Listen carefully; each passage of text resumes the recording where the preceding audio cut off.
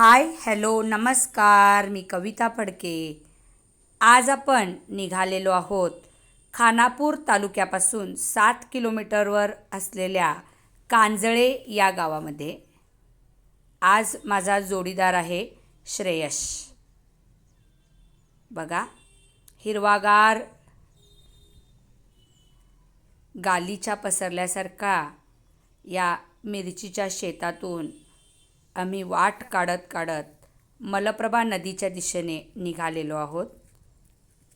काही वर्षापूर्वी गुणवंत पाटील सरांनी 25 गुंठे जागा मलप्रभा नदीच्या शेजारी घेतलेली होती आणि त्या जागेत सागवानची झाडं लावलेली आहेत. सहज खानापुरात आलेलो होतो, त्यामुळे या ठिकाणाला भेट द्यावी असं मनात आलं आणि आम्ही दोघेही मग कांजळे गावात असलेल्या मलप्रभा नदीचं दर्शन घेण्यासाठी आलेलो आहोत.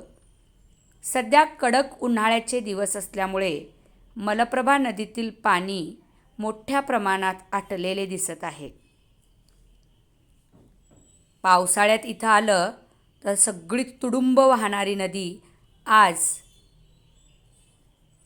तिचं हे रूप बघवत नाही आहे. याला जबाबदार कोण? तर आम्हीच सगळे. आम्ही झाडं तोडली, पर्यावरणाचा नाश झाला आणि त्यामुळे 2023 साली पाऊसच पडला नाही.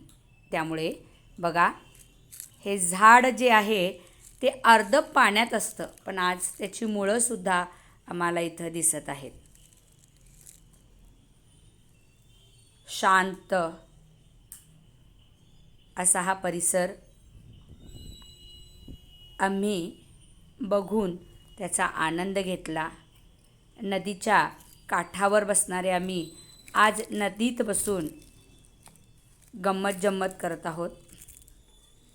वाळलेल्या नदीत बसून त्याचा आनंद घेणं सुखदही असतं आणि दुःखदही असतं. घेतलेली जमीन आज अनेक दिवसानंतर नदी बघतोय आपण. एक मोठं अप्रूप बघायला मिळालं. ओसंडून वाहणारी नदी आज कोरडी पडलेली दिसते इथं बघा. गेल्या 15 वर्षात कधीही असं आपल्याला जाणवलं नव्हतं. या परिसरात अनेक जंगली प्राणी सुद्धा आढळतात. नदी कोरडी ठाक पडलेली. पश्चिम घाटाचा एक पट्टा असून या सगळ्याला रिझर्व फॉरेस्ट इथून सुरू होतं आणि त्या जवळच असलेली ही आपली जमीन निसर्गाच्या अगदी जवळ आम्हाला घेऊन जाते. मनावर असलेला ताण घालवायचा असेल तर हे एक योग्य ठिकाण आहे.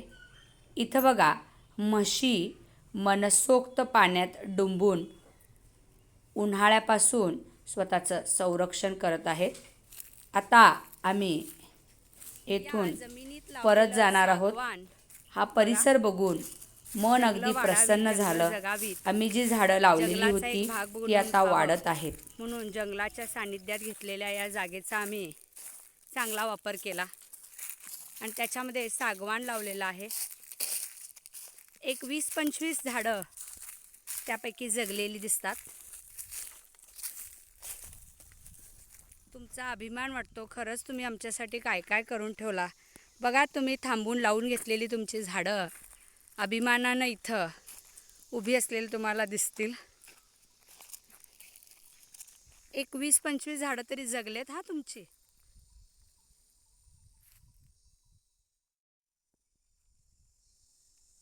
द्यावं लागते असणार की म्हणालो ह्यासनी पोरगा येऊन देत आहे. मग करून देतोय म्हण पोरगा घेऊन येतायच्या तो येतला. वज्जा आहे की होय. ही वज्जी सगळी नेऊ बजे मिरच्यांची